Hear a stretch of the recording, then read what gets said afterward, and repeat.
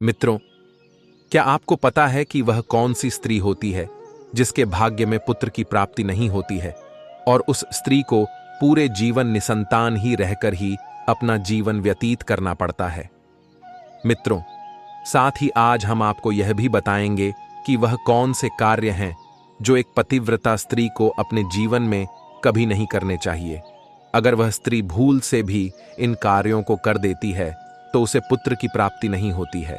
मित्रों, चलो मैं आपको एक महान कथा के माध्यम से समझाता हूं। मित्रों, एक समय की बात है जब माता लक्ष्मी भगवान श्री हरि विष्णु से मिलने के लिए जाती हैं और भगवान विष्णु से कहती हैं, हे प्रभु, आज मैं आपसे अपने 3 प्रश्नों का उत्तर पूछने के लिए आई हूँ। तब भगवान श्री हरि विष्णु कहते हैं, हे देवी, तुम निश्चिंत होकर अपने तीनों प्रश्नों को पूछो, मैं तुम्हारे प्रश्नों का उत्तर तुम्हें अवश्य दूंगा। तब अपने प्रश्नों को पूछते हुए माता लक्ष्मी कहती हैं, हे प्रभु, मेरा पहला प्रश्न यह है कि वह कौन सी स्त्री होती है जिसके भाग्य में पुत्र की प्राप्ति नहीं होती, जिससे वह पूरा जीवन निसंतान ही रहती है। और मेरा आपसे दूसरा प्रश्न है, वह कौन सी स्त्री है जो समय से पहले ही विधवा हो जाती है और बिना पति के दुखी जीवन व्यतीत करती है। और मेरा तीसरा प्रश्न आपसे यह है कि वह कौन सी स्त्री है जो पति के होते हुए भी एक दुखी जीवन व्यतीत करती है और उसे कभी अपने जीवन में सुख की प्राप्ति नहीं होती है। मित्रों, अब भगवान विष्णु माता लक्ष्मी के तीनों प्रश्नों को सुनकर बोले, हे देवी, मैं तुम्हें एक कथा सुनाता हूं जिससे तुम्हें तुम्हारे प्रश्नों का उत्तर मिल जाएगा। किंतु हे देवी, इस कथा को तुम बहुत ध्यान से सुनना।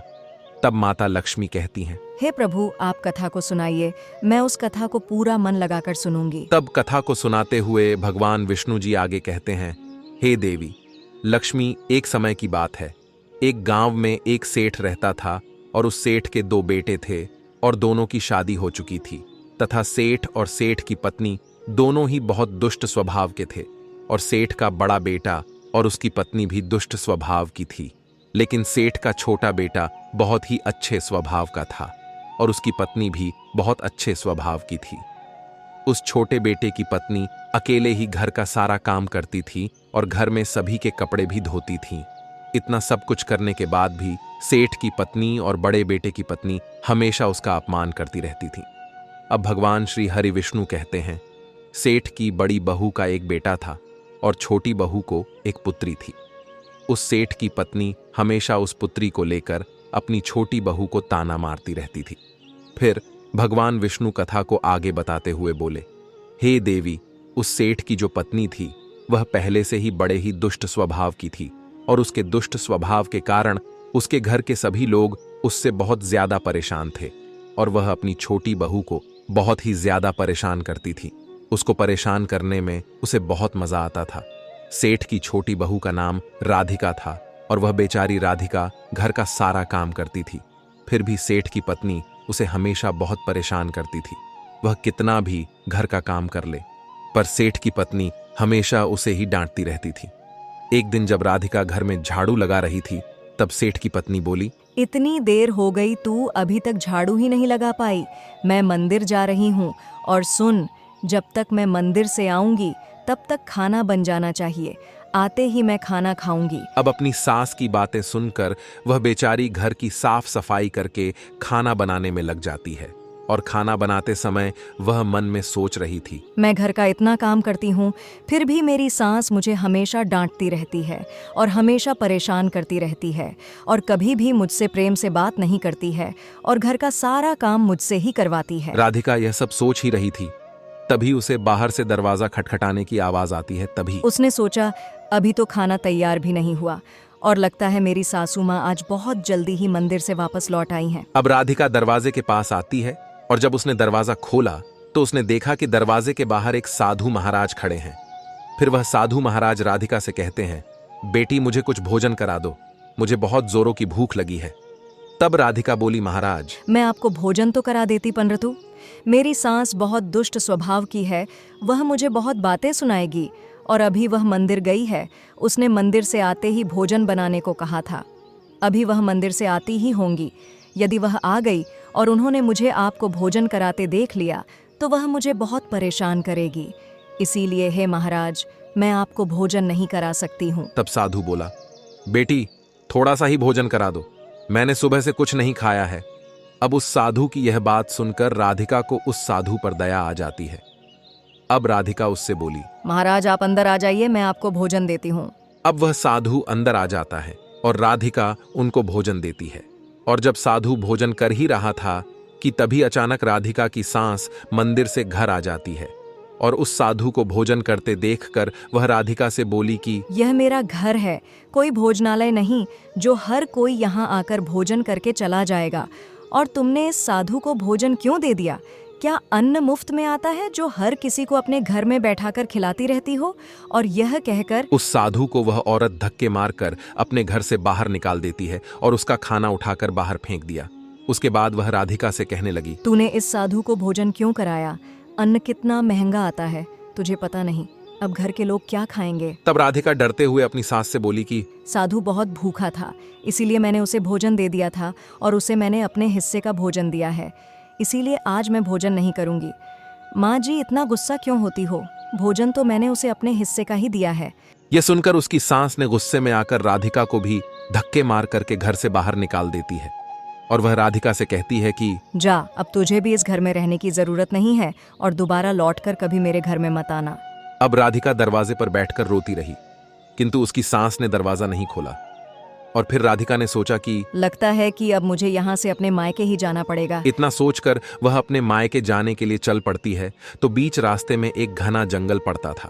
बेचारी राधिका भूखी प्यासी अपने मायके जा रही थी। तभी अचानक से बारिश होने लगती है और फिर वह राधिका वहीं जंगल में एक पेड़ के नीचे बैठ जाती है लेकिन फिर भी बारिश की बूंदें उसके ऊपर गिरती रहती हैं और वह भीगने लगती है। तभी उसे एक और पेड़ दिखाता है जो काफी बड़ा था। अब राधिका बारिश से बचने के लिए उस बड़े से पेड़ के नीचे जाकर बैठ जाती है और रोने लगी। राधिका को रोते हुए देखकर राधिका के पास एक संत महात्मा जी आ जाते हैं और वह संत राधिका से कहने लगते हैं कि बेटी तुम क्यों रो रही हो? तो तब राधिका ने उस संत को सारी बात बताई। तब उस संत ने कहा, तुम्हारे घर के सभी लोग तुम्हें इसीलिए परेशान करते हैं क्योंकि तुम्हें अभी तक पुत्र की प्राप्ति नहीं हुई है। लेकिन तुम चिंता मत करो, मैं तुम्हें एक पर्ची देता हूं जिसमें पुत्र प्राप्ति का उपाय लिखा है। अब वह संत एक पर्ची निकलकर राधिका को देता है और वह राधिका से कहता है कि इसमें लिखे उपाय को यदि तुम पूरी निष्ठा से करोगी तो तुम्हें पुत्र की प्राप्ति अवश्य होगी। और फिर इतना कहकर वह संत वहां से चले गए। अब राधिका अपने मन में सोचने लगी कि यदि मुझे भी पुत्र हो जाएगा तो मुझे भी ससुराल में बहुत सम्मान मिलेगा और मेरी सास मेरी बहुत इज्जत करेगी। वह यह सोच ही रही थी, तभी अचानक से ही बारिश बंद हो जाती है और फिर उसने पर्ची को खोला और उसमें पढ़ा तो उसमें लिखा था, पुत्र प्राप्ति के लिए स्त्री को हमेशा अपने पति के बाएं ओर सोना चाहिए। और पर्ची में आगे लिखा था कि मासिक धर्म शुरू होने के प्रथम 4 दिवस में स्त्री और पुरुष के मिलन से पुरुष रोग प्राप्ति होता है, इसीलिए मासिक धर्म के प्रथम 4 दिन पति पत्नी को मिलन नहीं करना चाहिए तथा मासिक धर्म के 5वें दिन मिलन से कन्या की प्राप्ति होती है और 6ठे दिन मिलन से पुत्र की प्राप्ति होती है और 7वें दिन मिलन से बंध्या पुत्री होती है तथा मासिक धर्म की 10वीं रात्रि में मिलन करने से अतिश्रेष्ठ पुत्र की प्राप्ति होती है। अब राधिका उस पर्ची में लिखी सारी बातें पढ़कर राधिका अपने मन में सोचने लगती है कि अब मैं इसी जंगल में रहूंगी। फिर वह जंगल में ही कुटिया बनाकर रहने लगी और फिर एक दिन उसका पति उसे ढूंढते हुए उसी जंगल में राधिका के पास पहुंच जाता है और उसने राधिका से कहा कि तुम घर चलो। तब राधिका ने उसे पर्ची वाली सारी बात बताई और कहा, अब मैं यहीं रहूंगी जब तक मुझे पुत्र की प्राप्ति नहीं हो जाती। यह सुनकर उसका पति भी उसी के साथ जंगल में रहने लगता है। अब राधिका ने अपने मासिक धर्म के दौरान मासिक धर्म की 10वीं रात्रि में अपने पति के साथ मिलन किया और उसने गर्भ को धारण किया। वह रोज सुबह स्नान करके पूजा पाठ करने के लिए बैठी हुई थी। तभी उसका पति लकड़ी काटने के लिए जंगल की ओर चला गया और फिर वहां पर एक भयंकर तूफान आया जिससे उसकी झोपड़ी उड़ गई और भारी बारिश होने लगी। और फिर बारिश से बचने के लिए राधिका उसी बड़े से पेड़ के नीचे जाकर बैठ गई और उस पेड़ पर 2 राक्षसी रहती थी जो इस समय बाहर गई हुई थी और थोड़ी ही देर बाद वह दोनों राक्षसी पेड़ पर आकर बैठ गई और उसी पेड़ के नीचे राधिका बैठी थी। फिर वह राक्षसी आपस में कहने लगी कि चलो सोने के टापू पर चलते हैं। इतना कहकर वो दोनों राक्षसी उस पेड़ पर बैठकर सोने के टापू की तरफ निकल जाती है और उसी पेड़ के नीचे पेड़ की जड़ में राधिका भी बैठी थी, इसीलिए साथ में वह भी उड़ने लगती है। किंतु राक्षसी को यह बात नहीं पता होती है कि इसी पेड़ के नीचे एक औरत भी बैठी हुई है। फिर कुछ ही देर में वह दोनों राक्षसी सोने के टापू पर पहुंच जाती हैं और फिर दोनों राक्षसी को भूख लगी तो वह दोनों पेड़ से उतरकर शिकार करने के लिए चली गई। फिर राधिका पेड़ की जड़ से उतरकर जब सोने के टापू पर पैर रखती है तब उसने देखा यहां तो सब सोना ही सोना भरा पड़ा है। तब वह जल्दी जल्दी सोने को अपनी साढ़े के आंचल में भरने लगी और जितना सोना भर सकती थी उससे उतना भर लिया और फिर दोबारा से उसी पेड़ की जड़ पर जाकर वह बैठ गई। फिर कुछ देर बाद दोनों राक्षसी शिकार करके वापस आ गई और फिर उसी पेड़ के ऊपर बैठ गई और फिर दोनों आपस में कहने लगी चलो अब यहाँ से चलते हैं। और फिर कुछ ही देर में वह दोनों पेड़ को लेकर वहीं पर पहुंच गई। फिर राधिका तब तक पेड़ की जड़ पर ही चुपचाप बैठी रही जब तक वह दोनों राक्षसी वहां से चली नहीं गई। अब भगवान श्री हरि विष्णु जी कहानी को आगे बताते हुए माता लक्ष्मी से कहते हैं, अब कहानी को ध्यान से सुनना क्योंकि यहीं से आपको पता चलेगा वह कौन सी स्त्री होती है जिसके भाग्य में पुत्र की प्राप्ति नहीं होती है। अब कुछ देर बाद वह दोनों राक्षसियां वहां से चली गई और फिर राधिका उस सोने को लेकर पेड़ के नीचे से बाहर आ गई और सोचने लगी, यह सारा सोना लेकर मैं अपने घर जाऊंगी। जब मेरी सास इतना सोना देखेगी तो वह इस सोने को देखकर खुश हो जाएंगी और मुझे परेशान करना बंद कर देंगी और मुझसे घर का काम भी नहीं कराएगी। राधिका यह सोच ही रही थी कि तभी उसका पति भी जंगल से लकड़ी काट कर आ जाता है और राधिका से कहने लगा, इतना सारा सोना तुम कहां से लेकर आई हो?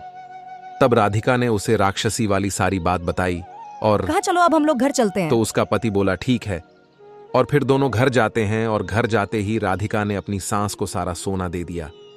इतना सारा सोना देखकर उसकी सास बहुत खुश हुई और राधिका की सास राधिका से पूछने लगी कि तुम इतना सारा सोना कहां से लाई हो? तो राधिका ने अपनी सास को राक्षसी वाली सारी बात बताई। फिर उसकी सास ने सारा सोना ले लिया और उसके बाद राधिका से कहने लगी, इतने सोने से क्या होगा? जब वहां पर बहुत सारा सोना था तो तुझे और ज्यादा सोना लेकर आना था। इतना थोड़ा सोना लेकर क्यों आई हो?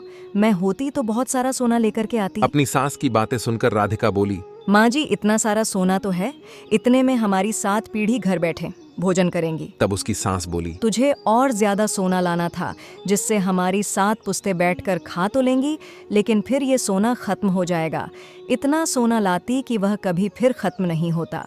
अब तू देख, इस बार मैं जाऊंगी और बहुत सारा सोना लेकर आऊंगी। तब राधिका ने कहा, नहीं माँ जी, आप वहाँ मत जाओ, वहाँ जान का भी खतरा है। तब वह सास बोली, नहीं तो जाऊंगी और बहुत सारा सोना लेकर आऊंगी। और इस प्रकार उसकी सास ने राधिका की बात नहीं मानी और उसी जंगल में पहुंच गई और उसी पेड़ के नीचे जाकर बैठ गई जिस पेड़ के नीचे कुछ दिनों पहले राधिका बैठी थी। अब राधिका की सास उसी पेड़ की जड़ में जाकर बैठ गई। अब कुछ देर राधिका की सास पेड़ की जड़ में बैठी रही, तभी थोड़ी ही देर में वह दोनों राक्षसी वहां पर आई और उसी पेड़ पर बैठ गई। उनमें से एक राक्षसी कहने लगी, आज सोने के टापू पर नहीं बल्कि आज नदी के किनारे चलते हैं, वहां पर मछलियां खाएंगे। अब इतना कहकर पेड़ को लेकर नदी की तरफ चल देती है। अब राधिका की सास, वह सेठ की पत्नी, एकदम से बोल पड़ी, तुम दोनों इस पेड़ को सोना के टापू पर लेकर क्यों नहीं जा रही हो? तभी उन दोनों की नजर उसकी सास पर पड़ी और उसकी सास सोचने लगी, ये मैंने क्या बोल दिया? अब तो ये राक्षसी जान जाएंगी कि इस पेड़ पर कोई और भी है। फिर वह दोनों ने देखा कि इस पर तो एक स्त्री बैठी है, तो दोनों ने पेड़ को बहुत जोर से हिलाया जिसके कारण उसकी सांस पेड़ से नीचे गिर गई और उसकी मौत हो गई। उसके बाद जब उसके घर वालों को उसकी मौत का पता चला तो सभी लोग वहां पर पहुंच गए और राधिका कहने लगी, मैंने सासू माँ को समझाया था कि वहां मत जाओ, फिर भी वह वहां पर सोने के लालच में चली गई। अब इनके लालच का फल इन्हें मिल गया। मित्रों, भगवान विष्णु कहते हैं इस तरह उसकी सास की मौत हो गई, इसीलिए हमें लालच नहीं करना चाहिए।